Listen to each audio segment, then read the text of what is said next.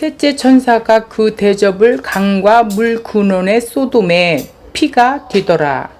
내가 들으니 물을 차지한 천사가 이르되 전에도 계셨고 지금도 계신 거룩하신 이여 이렇게 심판하시니 의로우시도다.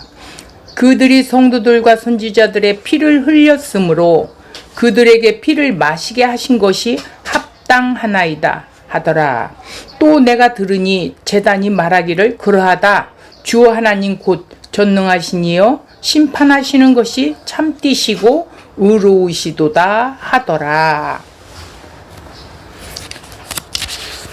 오늘 말씀의 문장 구조를 좀 먼저 살펴보도록 하겠습니다. 오늘 주제가 뭐냐면 셋째 대접이에요. 강과 물 근원의 소돔에 라는 주제를 놓고 좀 함께 살펴보겠습니다. 셋째 천사가 이제 등장을 했어요. 그 대접을 강과 물 근원의 소돔에 피가 디더라 이랬어요. 자, 1절과 연결되고 있어요. 하나님의 진노의 7 대접 중 세 번째 대접, 즉 하나님의 그 열심, 하나님의 맹렬하심의 대접이라는 거예요. 강과 물 근원에 라는 것은 땅의 성전을 통해서 뭐를 가르쳐 주냐면 진리이신 예수 그리스도를 알지 못하고 성전 중심의 율법, 그러한 행위적인 것으로 영생을 이루려는 그 비진리를 쫓는 것에 대한 심판의 재앙을 의미하고 있어요, 지금. 그러니까 땅의 성전은 없어져야 할 성전이라는 것이죠. 땅의 성전을 통해서 하늘 성전을 보여주기 위한 것이지 이것은 없어져야 된다라는 것이죠. 소돔의 에케오, 이 소돔에를 잘 기억하시면 이해하기가 쉽습니다. 에케오, 부었다, 흘렸다 이런 거예요. 자, 율법주의자들의 성전을 섬긴다, 이 비지를 쫓는 것에 대한 그 심판 재앙을 의미하고 있는 것이에요. 쏟았다라는 것은. 자, 그래서 하나님의 말씀의 그 원천, 근원인데 말씀의 근원이신 하나님의 그 열심이 대접 재앙으로 이제 쏟으셨다라는 것이죠. 그래서 무엇을 나타내기 위해서? 구원과 심판을 드러내기 위해서라는 거죠. 자, 피가 뒤었다. 이 피가 뒤었다라는 건 애굽 재앙을 좀 살펴보면 돼요. 이 애굽 재앙과 같이 하나님의 그 계획 언약 안에서 재앙을 통한 하나님의 구원과 심판을 보여줬었던 것이죠. 애굽 재앙 때. 그러니까 그 10번째 재앙 안에 10번째 그 핵심 재앙 안에 9가지의 재앙이 그 속에 담아있다라는 거예요. 그러니까 10번째 그 재앙이 어린 양의 피로 인해서 어떻게 해요? 하나님의 백성은 구원해내고 이스라엘만 구원해내는 게 아니에요. 그 당시도 애굽 사람이 눈이 열려서 이 피를 발랐다면 함께 나왔겠지요. 그래서 그 10번째 피재앙 안에 9가지 재앙이 있다라는 이런 이야기입니다. 자, 5절 볼게요. 내가 들으니, 요한 사도가 들었지요. 물을 차지한 천사가 이르되 말하되 하나님께서 맡겨주신 일을 부분적으로 일시적으로 담당하는 일에 보냄을 받은 자가 있다는 의미를 말하고 있어요. 이 천사라는 건 보내심을 받다, 이제 이런 이야기를 많이 들으셨지요. 전에도 계시고 지금도 계신 거룩하시니요. 전에나 지금이나 오직 홀로 존재하신다라는 거지. 스스로 존재하고 계신다라는 의미를 말하고 있어요. 자, 지금 이 전에도 계시고 지금도 누구를 뜻하는 거예요? 예수 그리스도의 그 성품을 높여드리면서 찬양하는 모습이지요. 그래서 처음이요 끝인 영원하신 그분을 거룩하시며 공의로우시다, 이렇게 지금 찬사를 올리고 있는 장면입니다. 이렇게 심판하심이 의로우시도다, 이렇게 했어요. 그러니까 인간의 죄와 대비된 개념으로서 거룩과 의라는 것이죠. 하나님은 죄와 전혀 상관이 없으신 분으로 스스로 구별된 분이세요. 그러니까 이 대접을 쏟으심으로 의로운 자는 구원으로, 의롭지 않은 자는 어디로? 심판으로. 공의로우신 하나님이시라는 거예요. 죄는 반드시 벌을 받기 때문이겠지요. 자, 6절 보겠습니다. 그들이 성도들과 그 앞에 원어를 보면 왜냐하면이 반드시 들어가야 됩니다. 왜냐하면 이 5절의 내용을 구체적으로 설명한 것이 6절, 7절 내용을 설명하고 있는데, 그들이 누구예요? 2절에 보면 짐승의 표를 가진 자, 우상에게 절하던 자들이에요. 그들이에요. 자, 성도들과 선지자들의 피를 흘렸으므로 예수님을 죽인 것처럼 성도들과 선지자들의 피를 흘렸다라는 거예요. 그들이 흘리게 했다라는 거예요. 그러면 성도와 선지자는 어떤 사람이냐? 예수와 연합된 자지요. 하나님의 말씀을 받은 자가 선지자예요. 피를 흘렸으므로, 흘렸다라는 건 아까 뭐라고 그랬어요? 에케오, 쏟았다, 쏟음에, 이것도 에케오, 흘렸다, 쏟았다, 부었다, 이런 뜻이라고 그랬어요. 피라는 것은 뭐예요? 피를 핍박하고 박해하고 쫓겨내고 예수 그리스도의 십자가에서 예수를 죽이고, 이게 피를 흘렸다는 거예요. 피라는 건 죽음을 상징하는 거예요. 그들에게, 짐승의 표를 가진 자들, 우상에게 경배하는 자들에게 이제 천사가 뭐라고, 물을 차지한 천사가 피를 마시게 하신 것이 합당하니이다 하더라. 그러니까 예수 그리스도의 십자가에 의해 이미 심판이 끝났다라는 의미예요. 앞으로 뒤어질 일이 아니라는 것이죠. 자, 7절 볼게요. 또 내가 들으니, 요한이 또 듣게 되었어요. 제단이 말하기를 그러하다. 자, 제단이 말을 한대요. 제단은 제물을 태우는 번제단이에요. 제단은 제물이 죽고 피를 흘리는 현장이에요. 하나님의 공의가 있는 곳이 제단이고 하나님을 만나는 곳이 제단이에요. 공의가 있는 곳이면 죄는 들어갈 수가 없어요. 그래서 죽음이 필요하다는 거예요. 짐승의 피가 여기서 묻혀진다는 거죠. 자, 어린 양이 있는 곳이라는 거예요. 어린 양이 피 뿌림이 있어야 심판을 면하게 되기 때문이겠죠. 내가 받아야 할 심판을 그 어린 양이 대신 받는다라는 것이죠. 그래서 어떻게 제단이 말을 해? 이거는 제단을 통해서 말하시다. 제단의 공의가 하나님의 공의가 말하시다 이러는데, 그것은 그 제단은 바로 예수 그리스도의 십자가의 죽음을 상징하는 것인데, 이 말을 좀 쉽게 이야기하면 의인화, 사람이 말하는 것처럼 의인화, 사람이 말하는 것처럼 제단 사물을 사람화 시켰다라는 뜻으로 이렇게 제단이 말하기를 그러하다 이렇게 했다라는 거예요. 제단을 빗대서. 자, 심판하시는 것이 참되시고 의로우시다 하더라 했어요. 이 세상은 어린 양의 피의 저주 아래 있어요. 자, 참되시고 알레디오스, 진리라는 뜻이에요. 참띠다, 참 진리십니다. 의로우시다, 디카이오스, 공으르십니다. 하나님 성품을 높여 찬양하고 있다라는 의미로 이렇게 최대 대우를 지금 입으로 고백하는 것이죠. 지금 하나님의 심판을 보여주는 것은 십자가입니다. 자, 원고를 좀 더 깊이 우리가 찾아보면 이 문맥에 대한 흐름도 더 깊이 알게 되고 더 자세히 깨달아질 것입니다.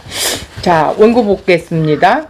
계시록은 우리가 미래에 어떤 대비하고 준비해야 하는지 가르쳐주는 책이 아니라는 거예요.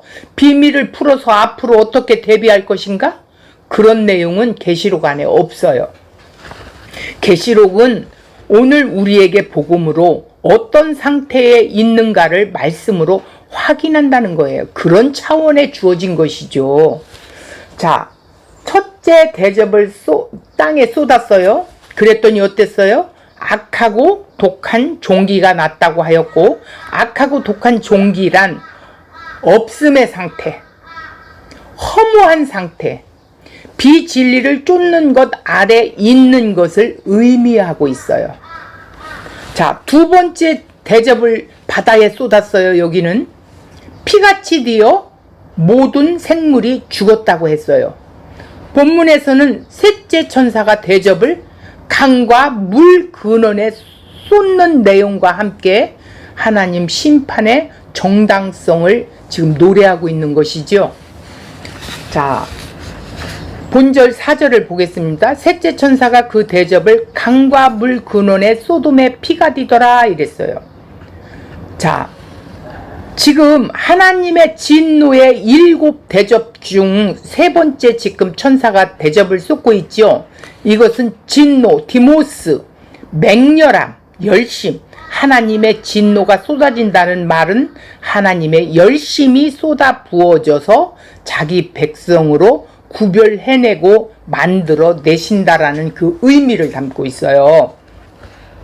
대접이라는 건 뭐라고 그랬어요? 어린 양의 속죄 피를 담아 그릇으로 성전의 등잔대에 올려진 7잔으로 하나님께서 언약으로 7이라는 숫자, 7은 뭐라고 그랬어요? 완전히, 온전히 성취한 것에 근거한다고 그랬죠. 심판이라는 의미가 담겨 있다는 거예요. 완전한 심판. 그래서 7을 사용하고 있는 거예요. 7 등잔대에 담긴 기름을 다 쏟으니까 어떻게 돼요? 성전은 불이 꺼지고 캄캄하고 어두워지겠죠. 바로 어둠 자체이며 그것이 심판이라는 거예요. 들을 기가 없도록 그냥 내버려 두신 상태, 그런 상태를 보는 것이 보이지 않도록 그냥 내버려 두신 상태, 그 자체가 어둠의 자체이라는 거예요. 죄악 가운데 있다라는 뜻이죠. 심판 아래 있다라는 뜻이에요. 자, 셋째 대접이 강과 물 근원에 이제 이렇게 말하고 있는데, 이거는 원천, 근원, 원천, 쏟아진 것은 말씀의 근원이 되는 하늘 성전을 보여주기 위해 잠시 이스라엘에게 보여준 땅의 성전을 가리킨 거예요. 왜 이렇게 보아야 합니까? 에스겔서를 보겠습니다. 47장 1절, 그가 나를 데리고 성전문에 이르시니 성전의 앞면이 동쪽을 향하였는데 그 문지방 밑에서 물이 나와 동쪽으로 흐르다가 성전 오른쪽 제단 남쪽으로 흘러내리더라 이랬어요. 지금 그 문지방이 없지만 성전에서 물이 흐릅니다.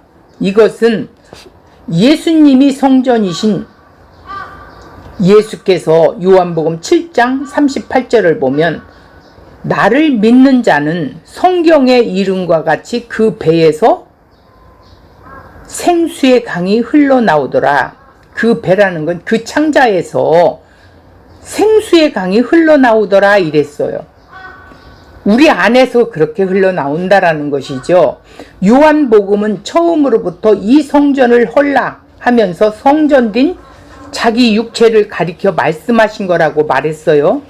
예수님은 성전이라는 차원에서 요한복음은 계속 기록해내고 있지요. 나를 믿는 자는 성전이신 예수 그리스도, 그분에게서 나오는 그 강, 그 물이 에스겔에서 말씀한 성전 문지방 밑에서 물이 흘러나오는 것을 의미를 담고 있어요. 요한복음과 에스겔의 말씀 내용이 같다라는 거죠.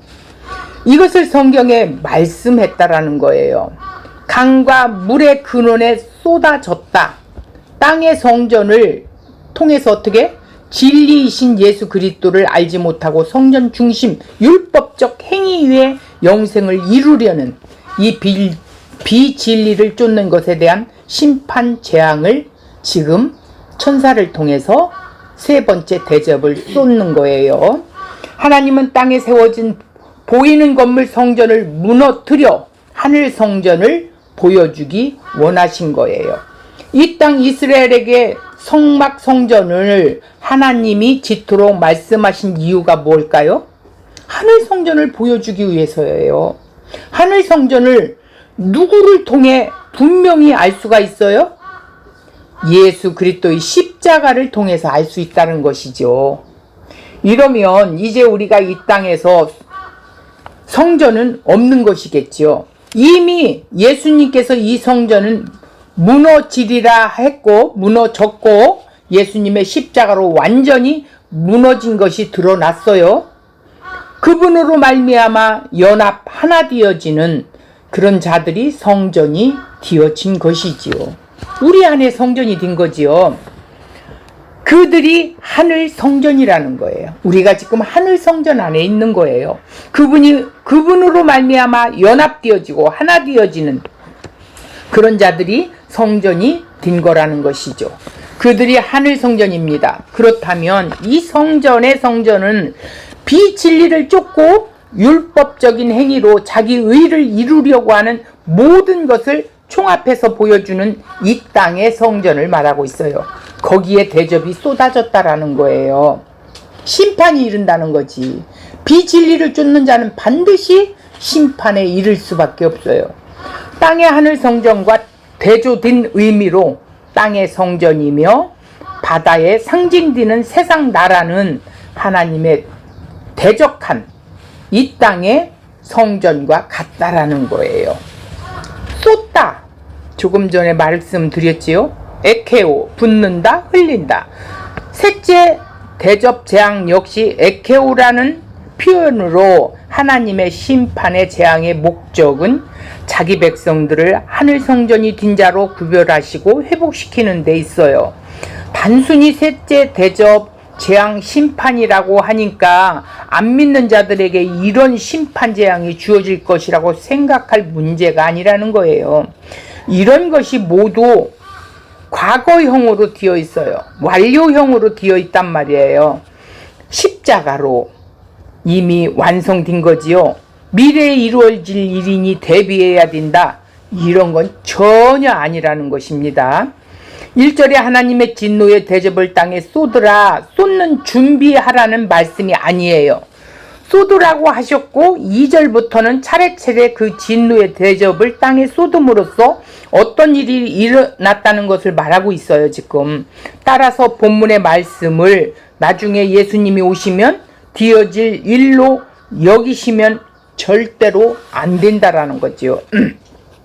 이미 이 세상에 쏟아진 대접이고 따라서 이 세상은 하나님의 진노가 쏟아진 현실, 그 현장이에요. 성경은 이 세상 현실에 하나님의 진노가 쏟아진 것으로 말씀하고 있어요. 이러한 현실에서 중요한 것은 당연히 하나님의 진노에서 우리를 구할 수 있는 것이 아니겠습니까? 그러니 예수 그리스도를 믿는 믿음이라는 것은 교회를 다닌 사람이라면 누구도 부인하지 않습니다. 그런데도 왜 예수를 믿는다고 하는 사람들이 믿음을 소중하고 귀한 것으로 여기지 않을까요? 아니 오히려 예수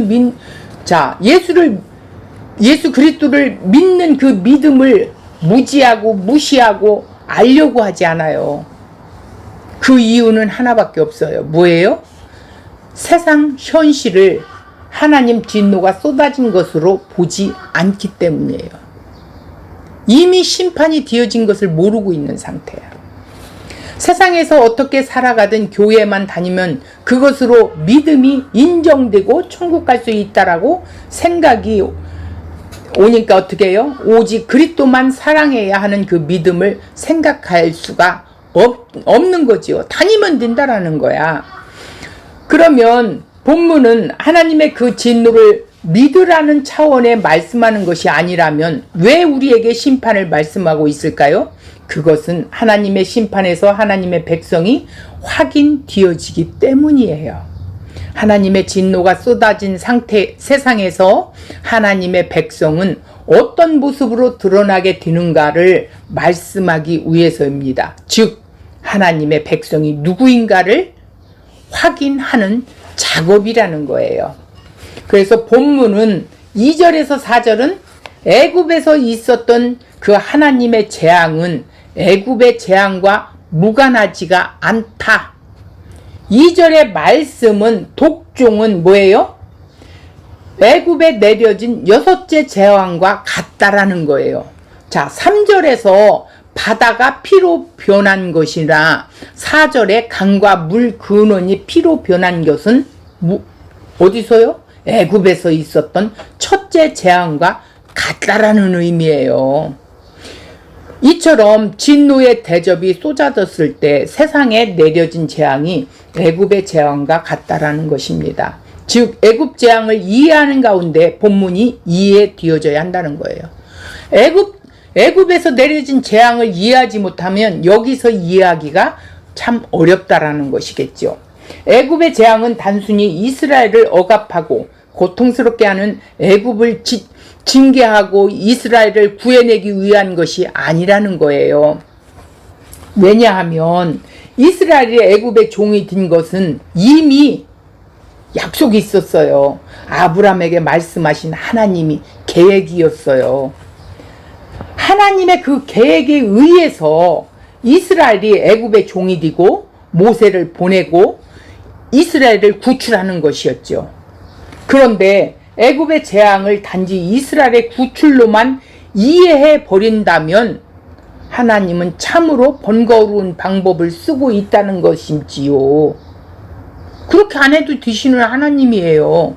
그런데 약속을 성취하기 위해서 이렇게 하시는 거예요. 왜냐하면 애초부터 이스라엘은 애굽의 종이 되지 않도록 하시면 되지 않아요?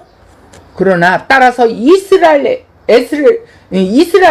애굽의 종이 되도록 하고 그들이 이스라엘을 놓지 않는다고 해서 무작정 벌을 주시는 것을 이해할 수는 뭐라고요? 이해할 수 없는 일이라는 거예요.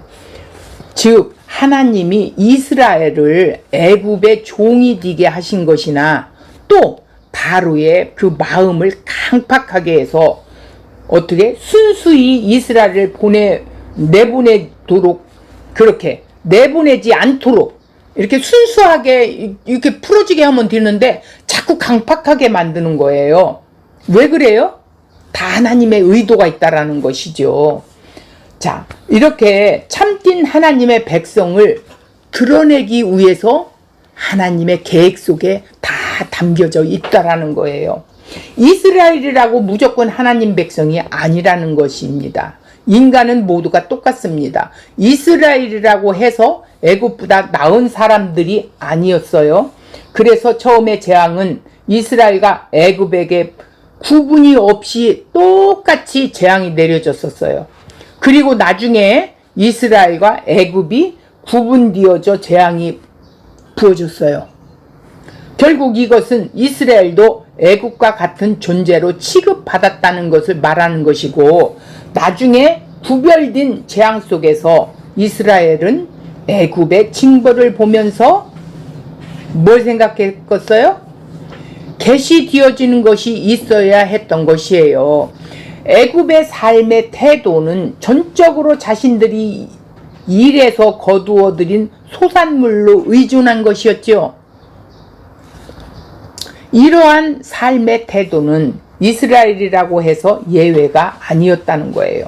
그래서 그들은 나중에 광야에서 그러한 삶의 태도를 드러내 하나님을 원망했던 것이 우리가 알고 있죠. 그런데 하나님은 애굽인이 의존하는 소산물을 치는데, 즉 그들이 의존하는 것을 치심으로써 생명의 근원은 다른 것에 있음을 이스라엘에게 보여주시고자 한 거예요. 소산물을 친 것도. 결국 애굽의 재앙은 이스라엘 사람들에게 새로운 삶의 태도를 배우게 한 것이죠. 자신들과 힘과 노력으로 생명을 유지하고 지킬 수 있다는 그 태도가 바로 하나님의 공격을 받아야 할 대적이며 원수라는 사실, 재앙을 통하여 증거된 것입니다.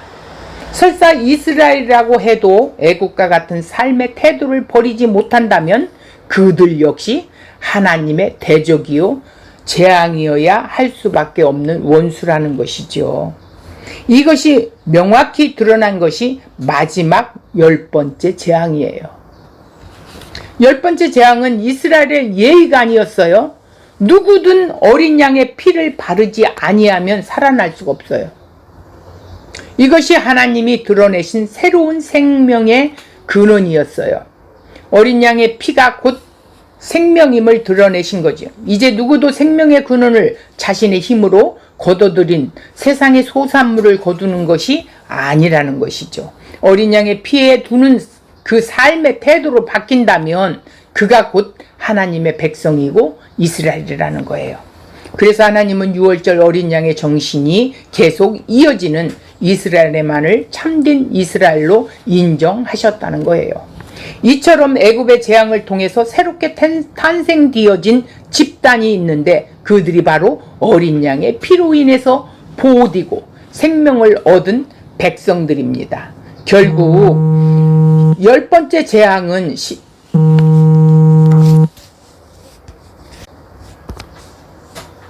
자, 10번째 재앙은 산자와 죽은 자로 구별되는 마지막 결론 우리에게 보여주고 있습니다. 하나님이 이스라엘에게 유월절을 지키도록 하시는 것은 유월절 정신과 동행하지 않는 이스라엘이 아니기 때문이라는 거예요. 자, 즉 이스라엘다운 삶이 뭐예요? 유월절 정신, 그 정신을 동행함으로 드러나게 되어 있다라는 거예요. 하나님이 주신 율법도 유월절 정신과 동행하지만 가능한 것들이었다라는 것을 알아야 한다는 거예요. 특히 계시록은 예수님이 재림의 중심이라고 생각합니다. 하지만 예수님 재림이 중심이라면 왜 예수님은 구약적 용어인 어린 양으로 묘사하는 걸까요? 계시록은 죽임을 당하신 어린 양이신 예수가 중심이기 때문이에요. 예수님을 구약적 용어인 어린 양으로 말씀하는 것은 예수님이 곧 구약의 완성자임을 의미하고 있다라는 것이죠. 그래서 본문도 애굽의 재앙과 결코 무관하지 않다는 거예요. 애굽의 재앙을 통해서 어린 양의 피로 인해 보호된 집단, 그 집단이 탄생된 것처럼 하나님의 진노가 쏟아진 이 세상의 현실에서도 뚜렷이 구별되는 한 집단에 탄생하는데 그들이 어린 양이신 예수 그리스도의 피로 탄생된 집단이라는 것이죠. 이들은 세상이 왜 하나님의 진노 아래 있는지 이해하는 자들이에요. 자신에게 있는 그 힘에 의지하고 그 힘을 거두어 들인 소산물을 자기 생명으로 삼고 살아가는 삶의 태도가 곧 하나님의 진노 대상임을 이해하기 때문에 그들의 삶의 태도를 따라가지 않고 어떻게 해요? 어린 양으로 오신 그리스도를 통해서 참된 생명이 무엇인가를 알고 그 생명을 의지하고 살아가는 새로운 삶의 태도를 가진 그들이 바로 하나님의 백성이고 구원받은 신자라는 것이죠. 5절을 보겠습니다. 내가 들으니 물을 차지한 천사가 이르되 전에도 계셨고 지금도 계신 거룩하신 이여 이렇게 심판하시니 의로우시도다 이랬어요. 물을 차지한 천사라는 것은 뭐냐면 하나님께서 맡겨주신 일을 구분적으로 일시적으로 어떻게 담당하는 일에 보냄을 받은 자가 있다는 의미예요. 이 천사랑은 보냄을 받은 자라는 것이죠. 말씀에 의해 보냄을 받았다는 거예요. 천사가 하나님은 이렇게 심판하심이 의로우시도다 이렇게 천사가 선언을 했어요. 하나님 하시는 일이 합당합니다. 전에도 계셨고 지금도 계신 거룩하신 이여 이렇게 심판하시니 의로우시도다. 직역한다면 당신은 의로우시다. 전에도 계시고 지금도 계신 거룩하신 이시다. 왜냐하면 당신은 이것들을 심판하셨기 때문입니다. 이렇게 직역을 하는 거예요. 심판의 이유가 뭐예요? 근거가 하나님의 스스로 존재하심과 의로우시며 거룩하심을 어떻게 밝히는 것이죠. 자, 의와 거룩으로 존재하시는 분이기에 충분히 심판하실 수 있다는 뜻이에요. 그래서 전에도 계셨고 지금도 계신 오직 홀로 존재하시는 분이라고 스스로 존재하고 계신다라는 뜻을 말씀하고 있는 것입니다. 거룩하신 이의 의로우시니라는 것은 인간의 죄와 대비가 된 거죠. 그런 개념으로서 거룩과 의를 말하고 있어요. 하나님은 죄와 관계없는 분으로 스스로 구별된 분이에요. 그래서 6절에서 심판의 정당성을 좀 더 자세하게 보충하는 말씀을 하고 있는 거예요. 6절 보겠습니다. 자, 그들이 그 앞에 왜냐하면 붙어야 된다고 그러지요. 그들이 성도들과 선지자들의 피를 흘렸으므로 그들에게 피를 마시게 하는 것이 합당합니다. 이런 뜻이에요. 호티, 왜냐하면 직역도 한다면 왜냐하면 그들은 성도들과 선지자들의 피를 쏟았고 혹은 당신 하나님은 그들에게 그 마실 피를 주셨기 때문에 마땅합니다. 그 피를 다시 흘려준다는 의미죠. 즉 마땅한 이유를 밝히고 있는데 그것은 그들이 성도들과 선지자들의 피를 쏟았기에 하나님께서 셋째 대접을 쏟는 것이 마땅하다는 거예요. 그들이 첫째 대접과 연결된 차원에서 2절에 말씀한 짐승의 표를 받은 자, 사람들과 그 우상에게 경배하는 자들이었어요. 그들이라는 뜻은 그들이에요. 비진리를 가진 자들. 인간들이 죄인이기 때문에 가만히 놔두면 태어나면서부터 비진리를 쫓게 되어 있어요. 왜 그래요? 허물과 죄로 죽어서 태어났기 때문이에요. 예수님을 선택할 수 없는 존재가 되는 거죠. 불가능하죠. 교회에 나오면 구원받았습니다. 이게 가능합니까? 이 땅에서 어떤 선택을 하든지 이 선택은 2단에서 2단으로 어떻게 해요? 선택한 것이죠. 결국 나를 위해 예수로 생각하고 교회에 나왔다는 것이죠. 나를 위해서. 하나님의 뜻이 아니라. 그래서 성령께서 우리에게 복음을 알게 하지 않으면 우리는 그 2단을 계속 쫓아갈 수밖에 없어요. 짐승의 표를 받는 자들을 단순히 나와 관계없는 세상 사람들을 말하는 것이 아니에요. 우리가 예수 그리스도를 믿는다고 하면서도 여전히 애굽적 사고방식으로 세상을 보며 땅의 힘을 의지하며 물질적인 것에 사로잡혀 있는 육적 존재를 뭐라고 그래요? 그 육적 존재를 의미하고 있는데 옛날에 엄숙하게 예배하면 하나님이 받으실 것이라고 생각하고 그리고 이제 예수님 믿는다고 했으니까 이제 예수 이름을 구하면 뭐든지 다 들어주신다고 이렇게 막 생각들을 하지요. 이 모든 것이 땅적인 물질적인 것에 사로잡혀 있는 자들이에요. 이런 자들이 하나님을 원망하고 하나님 안에 죄성을 지칭하고 있는 거예요. 대접장을 통하여서 보여줄 수 있는 것이 무엇인가? 여호와 하나님을 안다는 것, 야다. 하나 되는 것. 안다라는 건 예수와 하나 된다라는 뜻이에요. 야다. 재앙을 통해 여호와 하나님과 하나 된다는 의미이죠.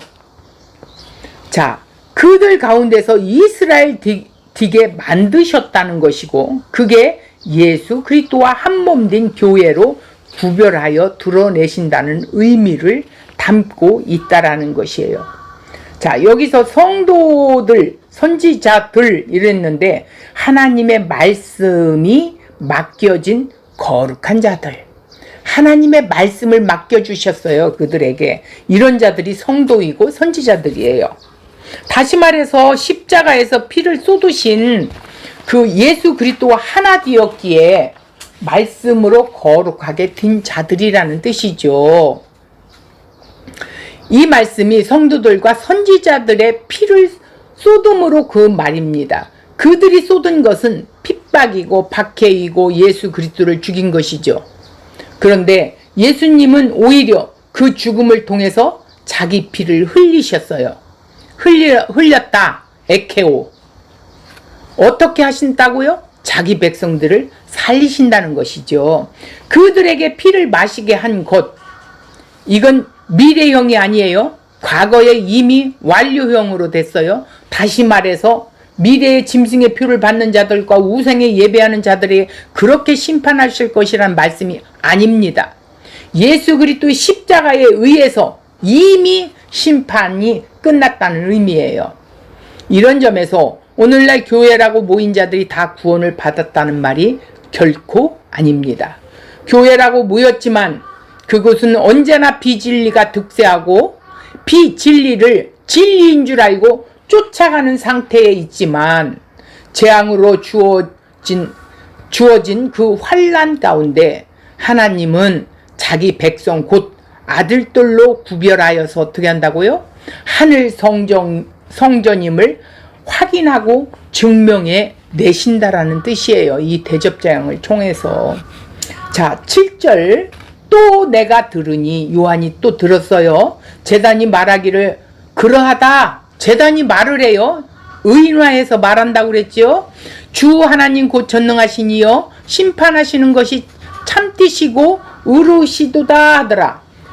자, 제단이 말한다는 것은, 자, 제단이 의인화하여 표현으로 그 제단이라고 하는 번제물을 태우는 분향단이 들어있는 그 제단, 동물을 잡아서 번제를 드리고 그 피를 분향단에 바르는 그 제단은 바로 예수 그리스도의 십자가의 죽음을 상징하는 거예요. 그러면 그 제단 아래에 있는 것은 예수 그리스도 십자가의 죽음에 동참된 자라는 것이죠. 제단이 말한다. 제단이 말을 한다. 제단은 제물이 죽고 피 흘리는 현장이라는 것이죠. 그래서 세상은 어린 양의 피의 저주 아래에 있다라는 거예요. 어린 양의 피를 무시하는 삶의 태도로 살아가는 사람들은 저주 아래 벗어날 수가 없지요. 이미 하나님의 쏟아진 그 진노에 살아가는 것이기 때문이에요. 예수 그리스도의 십자가의 죽음의 근거에 말한다는 것으로 그게 예수님의 호소이고 예수 그리스도의 기도라는 거예요. 제단 아래서 죽임을 당한 자들이 기도로 호소하고 있음을 나타낸 것인데 하나님께서 복수하되 제단에서 죽임을 당한 성도들의 기도를 들으시고 그 기도에 따라 복수하신다는 의미예요. 그렇다고 해서 이 말씀이 우리가 개인적으로 무슨 어려움을 당하고 억울한 일을 당했을 때 기도하면 하나님 복수해 준다? 그런 뜻이 아니라고 그랬어요. 성도들의 기도란 뭐냐면 십자가에서 어린 양의 희생된 예수 그리스도의 죽음을 담고 있는 기도예요. 좀 더 정확하게 표현하자면 제단의 기도는 예수 그리스도께서 십자가에서 하신 기도예요. 기도의 의미가 하나님을 원하심을 내 안에 담아내는 것이라는 것이죠. 프루슈코마이라는 의미가 뭐뭐 향한 소원이다. 죽은 자, 주인의 소원은 이 땅의 것, 물질적인 것에 어떻게 해요? 늘 사로잡혀 있어 그것을 벗어나지 못하고 있어요. 그러니까 진짜 하나님이 원하시는 것이 내 안에 들어와야 된다는 것이겠지요. 하나님의 원하심이 뭡니까? 십자가밖에 없어요. 아들을 십자가에 내어주신 것, 그것이 하나님이 원하시는 거예요. 그럼 우리 기도는 무엇을 의미하는 것일까요? 요한복음 14장 12절 내가 너에게 이르노니 나를 믿는 자는 내가 하는 일을 그도 할 것이요. 그래서 내가 하는 일이 뭐예요? 죽은 자를 살리는 일이에요. 우리는 생명을 주셨잖아요. 이 생명을 전하는 거예요. 교회는 예수님이 행하신 일인 죽은 자를 살리는 일을 수행하고 있는 자들이라는 것이죠. 교회가 그러기 위해서 예수 그리스도와 함께 날마다 죽게 해주시는 것이죠. 하나님, 내가 살아서는 내가 주님을 드러낼 수가 없어요. 나는 오늘 또 내가 십자가에 나는 죽었습니다.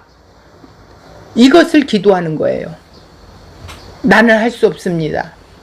당신이 나를 이끌어 가 주십시오. 내가 오늘 무엇을 구해야 할 것인지 말씀하여 주십시오. 그러면 하나님이 말씀을 비추어 주실 거예요. 하나님의 그 원하심, 소원하심이 내 안에 담아내는 것이 기도예요. 프로쇼코마에.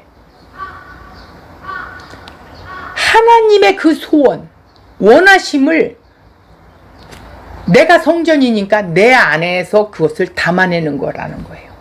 하나님의 소원을 날마다 십자가의 죽음으로 내 안에 담아내는 것입니다. 그래서 기도가 되는 것이지요. 이런 자가 성전이에요. 참되시고 라는 것은 알레디오스, 진리라는 뜻이죠. 바로 진리시기에 의로우시다라는 거예요. 디카이오, 당신은 의로우십니다. 진리시기 때문에 의롭다. 결론적으로 하나님께서 복수하신다는 것은 예수 그리스도를 하나님의 아들로 인정하는 거 아닌가 하는 것에 따른 심판과 재앙이 있어요. 하나님이신 그분이 말씀으로 오신 예수 그리스도로만 진리이기 때문이에요. 따라서 어린 양 예수 그리스도의 피를 무시하고 그 말씀을 하찮게 여김으로 여긴 자들은 어떻게 돼요? 예수 그리스도를 십자가에 죽인 자들이죠. 그러나 성도는 어린 양의 피, 곧 예수 그리스도의 십자가의 죽음에 동참된 자로 생명을 누리게 되었음을 아는 자들이겠죠.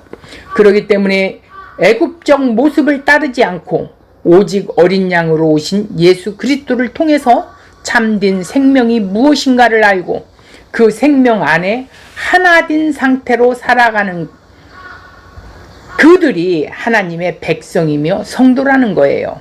예수 그리스도의 몸된 교회와 성도는 어린 양의 피에 인하여 구원을 받고 이 땅이 하나님 심판 안에 있음이 마땅하다는 것을 알기 때문에 하나님께서 하시는 일은 옳다고 인정할 수밖에 없는 것이죠.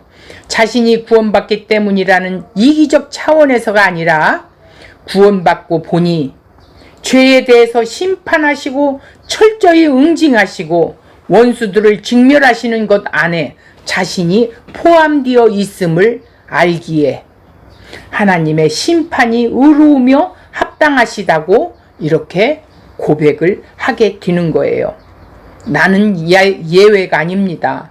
나 빼고 내려지는 심판 합당한 것이냐? 그것도 아닙니다. 나한테 내려진 심판이었지요. 그러니까 나는 지옥에 던져진다고 할지라도 어떻게 해요? 하나님이 하시는 일이라면 진리를 진리되게 하시는 그 일이 합당하다는 거예요. 나는 죽어도 상관이 없다라는 그런 뜻이에요. 바울이 그래서 나는 날마다 죽는다라는 거예요. 그런 자가 이런 고백이 나오게 돼 있어요. 자, 오늘 또 이 세 번째 대접을 통해서 하나님의 그 맹렬하신 일하심, 그 하나님의 열심이 지금 세 번째 대접을 통해서 알게 됐어요. 이미 이 구원과 심판이 쏟아져서 오늘 우리는 하나님의 구원 안에 지금 있는 자고 세상은 심판 아래 있다라는 이 사실을 명확히 우리가 알 때 하나님 앞에 감사하지 아니할 수가 없고 찬미하지 아니할 수가 없는 저와 여러분이 되는 거예요.